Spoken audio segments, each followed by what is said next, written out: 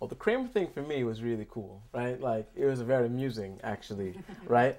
Like, first of all, I'm not really shocked that this dude is using the N-word or whatever. I mean, okay, let's think about it. Like, how old is Kramer? You know, when did the Voting Rights Act pass? You know, when was civil rights movement over? Is it over? You know, and it's okay, let's say 68, 70.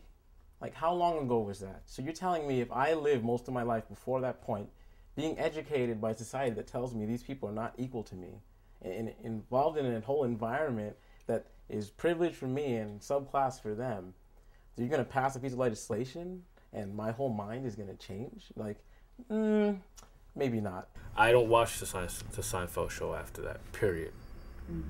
And it speaks to the underlying racism that still exists in America. Guess what? Most of our politicians, most of our senators, most of our representatives, most of the individuals in power, average 35, 40 years of age? So guess what? Their grandfathers and their forefathers most probably felt the same way or feel the same way Kramer does. Kramer used it the way it was supposed to be used, with the hatred, the venom, to dehumanize black people. And believe me, that brother who he dehumanized felt dehumanized. We've been down this road before, and it's a good scapegoat in a way, because I think it allows like everything to fall on Kramer. Kramer is a racist. Not all of us, you know, we're not a part of that. Like the rest of society, we don't have to deal with that.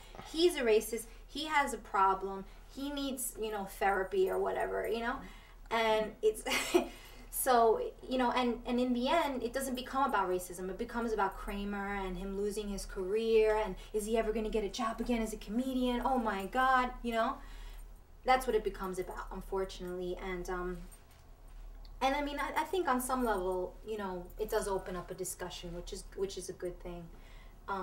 But I think that, you know, I was just thinking about this before, that like we just have to be really careful. The battle of image, like when we're fighting, there's two battles. Like we live in a world of images and we live in a world of reality, and we have to just be making sure that like while we're dealing with, you know, images and words and language and stuff like that, which is something that's not tangible, we're also dealing with, you know, issues that are really happening in the real world, things that really do hurt, things that really do sting. Why we're in the position that we're in as African American people is that we have a leadership class that has gotten to the point where we have too many people who are making a living off of the race issue. And to have black people like Jesse Jackson come out and hold his hand through the process, I mean, Jesse's made his contributions, whatever, but nowadays maybe he needs to sit back, learn some history, and learn more history, his ancient African history, and you know, come out from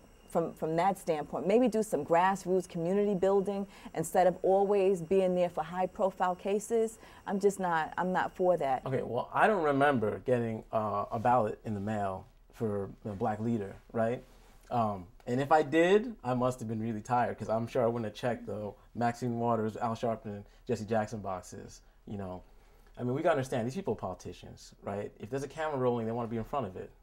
You know what I'm saying? And these shows, like, they don't just have an open call. They invite certain people to represent certain interests. So that's why you see those certain people up there. It's not because, like, oh, I'm so agitated, I'm going to be on the show. You know, no, it doesn't work like that. I wish it did. You know, I'd be interested to see who got up there, right? But, and they all were like, oh, I'm gonna work with Kramer and deal with his issue and help this man. He's a sick man. He needs to heal. No, Kramer's perfectly healthy. He's you know, Kramer's cool. You know, Kramer is a reflection of what is passing through him, the culture that's passing through him. You know, and that culture is sick. That's what needs to be worked on. You know, he's just something you're looking at, the surface. He's the skin, and the organs are all dying. White America knows what happened. They were there. They did it. How much education why would you hold someone's hand who just insulted you as a person and as a people? Look, I'm all for peacefulness and love and all of that stuff, but let's face reality. You know, why am I gonna walk to my enemy with open arms so he can stab me in the chest? Doesn't make sense to me. The real heavy lifting of working within our community, there isn't sufficient interest in it because it's not profitable. But when you sit back and you know all of this stuff is going on and you choose not to do anything about it, you're just as bad. You know what I mean? Start volunteering. Start doing something. Be angry, be outraged. Don't hold his hands and don't accept his apologies. How many apologies are we gonna accept? We enslaved you. I'm sorry.